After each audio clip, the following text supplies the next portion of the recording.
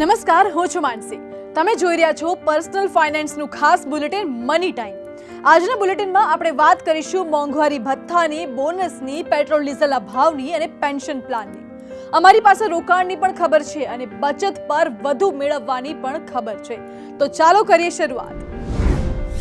આજની પહેલી ખબર તમારા ખિસ્સાનું વજન વધારવાની છે. સરકારે 1 કરોડથી પણ વધુ સરકારી કર્મચારીઓ અને પેન્શનરને રાહત આપી છે.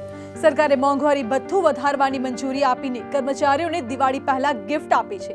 50 લાખ કેન્દ્રીય કર્મચારીઓ અને 62 લાખ પેન્શનર્સના ડીએ એટલે કે ડીએનએસ અલાવન્સમાં 4% વધારો મંજૂર કરવામાં આવ્યો છે. બુધવારે મળેલી કેબિનેટ મીટિંગમાં મોંઘવારી ભથ્થું વધારવાની દરખાસ્તને માન્ય રાખવામાં આવી છે. તો ડીએમાં જુલાઈ 2022થી આ વધારો લાગુ થશે. આમ કર્મચારીઓને મળતું 34% ડીએ હવે 38% લેખે ગણવામાં આવશે અને સપ્ટેમ્બર મહિનાના પગારમાં એરિયર સાથે રકમ જમા થશે. એટલે સરકારી કર્મચારીઓ અને પેન્શન ધારકો દિવાળી પહેલા મન મૂકીને ખરીદી કરી શકશે. રેલવેના 11 લાખ કર્મચારીઓ રાજીના રેડ થઈ જાય તેવા સમાચાર મળ્યા છે. રેલવેના કર્મચારીઓને આ વખતે પણ 78 દિવસનું બોનસ મળવાનું છે. સામાન્ય રીતે દશેરા પહેલા રેલવે કર્મચારીઓના બોનસની જાહેરાત થતી હોય છે. ગયા વર્ષે રેલવે કર્મચારીઓને 78 દિવસનું બોનસ મળ્યું હતું અને આ વખતે પણ 78 દિવસનું બોનસ ચૂકવવામાં આવશે. રેલવે કર્મચારીને 30 દિવસ માટે 7,000 રૂપિયાનું બોનસ મળે છે, જે મુજબ 78 દિવસ માટે મહત્તમ 17,951 રૂપિયાનું બોનસ મળશે. રેલવેમાં કુલ 11 લાખ કર્મચારી છે અને તેમને બોનસ ચૂકવવા માટે સરકારે અંદાજે 200 કરોડ રૂપિયાનો બોજ વેઠવો પડશે. રેલવે કર્મચારીઓને બોનસના પૈસા મળશે તો તેમની ખર્ચ શક્તિ વધશે અને મોંઘવારી સામે રાહત મળશે. પેટ્રોલ અને ડીઝલની મોંઘવારી દિવાળી સુધી સહન કરવી પડશે. મોંઘવારીની આગમાં પેટ્રોલ અને ડીઝલે ઘી હોમવાનું કામ કર્યું છે અને આ બંને ઇંધણ દિવાળી સુધી સસ્તા થવાની શક્યતા પણ નથી.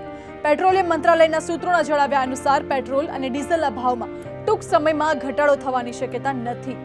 ઓછામાં 20 થી 30 દિવસ પછી જ પેટ્રોલ ડીઝલના ભાવ ઘટે તેવી શક્યતા છે. ઇંધણના ભાવમાં ફેરફાર કરવા માટે સરકાર આવતા મહિને નિર્ણય લે તેવી ધારણા છે.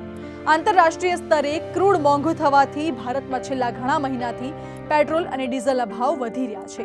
પરંતુ ક્રૂડનો ભાવ હવે $90 નીચે પહોંચી ગયો હોવા છતાં પેટ્રોલ ડીઝલના ભાવમાં કોઈ ઘટાડો નથી થયો. ઇંધણ મોંઘું થવાથી તમામ ચીજ વસ્તુઓના ભાવ પર અસર પડી છે. જો સરકાર વહેલી તકે ભાવમાં ઘટાડો કરશે તો મોંઘવારીનો દર નીચે લઈ જવામાં પણ મદદ મળશે અને લોકોને દિવાળી પહેલા મોટી રાહત મળશે.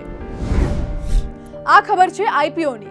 કન્ઝ્યુમર ડ્યુરેબલનું વેચાણ કરતી company electronic smart India 500 crore રૂપિયાનો આઈપીઓ લાવી રહી છે. આ આઈપીઓ 4 ઓક્ટોબરે ખુલશે અને 7 ઓક્ટોબરે બંધ થશે. કંપની 100% ફ્રેશ શેર્સ ઇશ્યુ કરી રહી છે, એટલે કે પ્રમોટર્સ દ્વારા એક પણ શેર વેચવામાં નહીં આવે. કંપનીએ 56 થી 59 રૂપિયા પ્રાઇસ બેન્ડ નક્કી કર્યો છે, એટલે કે એક લોટમાં 254 શેર મળશે. રિટેલ કોટા 35% છે અને શેરનું અલોટમેન્ટ 13 ઓક્ટોબરે થશે અને લિસ્ટિંગ 17 ઓક્ટોબરે થશે. આ કંપની બજાજ ઇલેક્ટ્રોનિક્સ બ્રાન્ડ હેઠળ પ્રોડક્ટ્સનું વેચાણ કરે છે અને સાઉથ ઇન્ડિયાનું માર્કેટ તેના કબજામાં છે. નેશનલ પેન્શન સિસ્ટમને લઈને જાણવા મળી છે એક મહત્વની ખબર. એનપીએસમાં મિનિમમ એશ્યોર્ડ રિટર્ન સ્કીમ શરૂ થાય તેની કાગડોળી રાહ જોવાઈ રહી છે. ત્યારે pension fund regulator and development ઓથોરિટીના ચેરમેન સુપ્રતિમ બંદોપાધ્યાયે જણાવ્યું છે કે મિનિમમ એશ્યોર્ડ રિટર્ન સ્કીમ ટૂંક સમયમાં લોન્ચ થશે અને રોકાણકારે ઓછામાં ઓછા 10 વર્ષ સુધી તેમાં રોકાણ જાળવી રાખવું પડશે તો જ એશ્યોર્ડ રિટર્નનો લાભ મળશે. તેમણે વધુમાં જણાવ્યું છે કે રોકાણકાર માટે 10 વર્ષનો ગાળો મિનિમમ તેમજ મેક્સિમમ રહેશે. મિનિમમ એશ્યોર્ડ રિટર્ન સ્કીમને માર્સ તરીકે ઓળખવામાં આવશે અને તે જૂની પેન્શન સ્કીમની જેમ કામ કરશે. અત્યારે એનપીએસના સબસ્ક્રાઇબર્સને તેમના રોકાણ પર રિટર્નની કોઈ ગેરંટી મળતી નથી, પરંતુ માર્સ લોન્ચ થશે તો તેમને જૂની પેન્શન સ્કીમની જેમ રિટર્નની ગેરંટી મળશે. 2022ના અંત સુધી મોંઘવારી કનડતી રહેશે.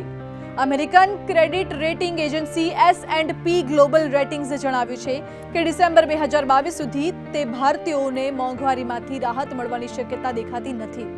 રિટેલ ફુગાવાનો દર 6%ની ઉપર જ રહેશે, જે રિઝર્વ બેન્કે નક્કી કરેલી સુરક્ષિત રેન્જ કરતાં ઘણો વધારે છે.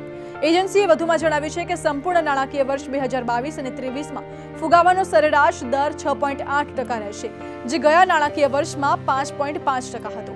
ઘઉં અને ચોખાના ભાવમાં વધારો થવાથી રીટેલ ફુગાવો ઊંચો રહેશે. એજન્સીએ ચેતવણી ઉચ્ચારી છે કે ભારતમાં ખાદ્ય મોંઘવારી ફરી વધવાની શક્યતા છે. ચાલુ નાણાકીય વર્ષના અંતે રૂપિયાની સ્થિતિ સુધરે તેવી ધારણા છે, પરંતુ ત્યાં સુધી રૂપિયાનું ધોવાણ ચાલુ રહેશે અને $1 ₹82 ક્રોસ થવાની શક્યતા એજન્સીએ વ્યક્ત કરી છે. સસ્તામાં 5G સ્માર્ટફોન ખરીદવો છે તો આ સમાચાર ધ્યાનથી સાંભળજો.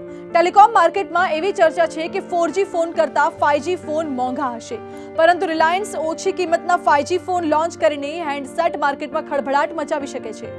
કાઉન્ટર પોઈન્ટ રિસર્ચના રિપોર્ટ અનુસાર રિલાયન્સ જીઓના 5G સ્માર્ટફોન 8,000 થી 12,000 રૂપિયાની રેન્જમાં મળે તેવી શક્યતા છે.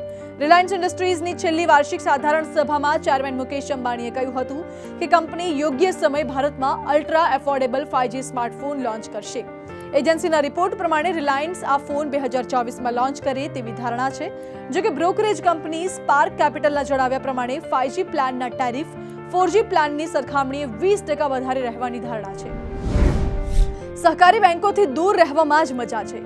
રિઝર્વ બેંકે મહારાષ્ટ્રની કોઓપરેટિવ બેંકને 50 લાખ રૂપિયાનો જંગી દંડ ફટકાર્યો છે. જલગાંવ પીપલ્સ કોઓપરેટિવ બેંકે મૃત્યુ પામેલા ગ્રાહકોની ડિપોઝિટ પર વ્યાજ ચૂકવ્યું ન હોવાથી રિઝર્વ બેંકે દંડ ફટકાર્યો છે. મૃત ગ્રાહકોના ખાતામાં પડેલી બેલેન્સની રકમ પર વ્યાજ ન ચૂકવવા બદલ તેમજ જે સેવિંગ્સ એકાઉન્ટ હોલ્ડર્સે મિનિમમ બેલેન્સ મેન્ટેન નહોતું કર્યું તેમની પાસેથી પેનલ્ટી વસૂલવા બદલ બેંક સામે આકરા પગલાં ભરવામાં આવ્યા છે. જલગાંવ સહકારી બેંકે ગ્રાહકોને મિનિમમ બેલેન્સ મેન્ટેન કરવા માટે 1 મહિનાનો સમય પણ નહોતો આપ્યો. આમ બેન્કિંગ નિયમોનું પાલન ન કરવા બદલ બેંકને જંગી દંડ ફટકારવામાં આવ્યો છે. રિઝર્વ બેંકે અન્ય 10 સહકારી બેંકો સામે પણ આકરા પગલાં ભર્યા છે. ખાનગી સેક્ટરની ધિરાણ કરતા ફેડરલ બેંકે ફિક્સ ડિપોઝિટના ઇન્ટરેસ્ટ રેટમાં વધારો કર્યો છે. હવે આ બેંકમાં 700 દિવસની એફડી પર 7% જેટલું ઊંચું વ્યાજ મળશે.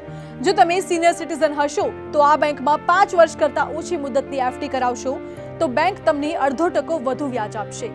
જો તમે 5 વર્ષ કે તેનાથી વધુ મુદતની એફડી કરાવશો તો તમને રેગ્યુલર સિટીઝન કરતાં 0.65% વધુ વ્યાજ મળશે. તો આ હતા આજના મહત્વના સમાચાર. આવા જ રસપ્રદ સમાચાર માટે જોતા રહો મની ટાઈમ. અને હા, પર્સનલ ફાઇનાન્સ સંબંધિત મૂંઝવણ દૂર કરવી હોય તો Money9ની એપ ડાઉનલોડ કરવાનું ના ભૂલતા. અમારી YouTube ચેનલ પણ છે અને Facebook પણ, Instagram તથા Twitter હેન્ડલ પણ છે. તો જોડાયેલા રહો Money9ની સાથે, કારણ કે Money9માં મળશે એ તમામ ખબર જેની પડે છે તમારા ખિસ્સા પર સીધી અસર.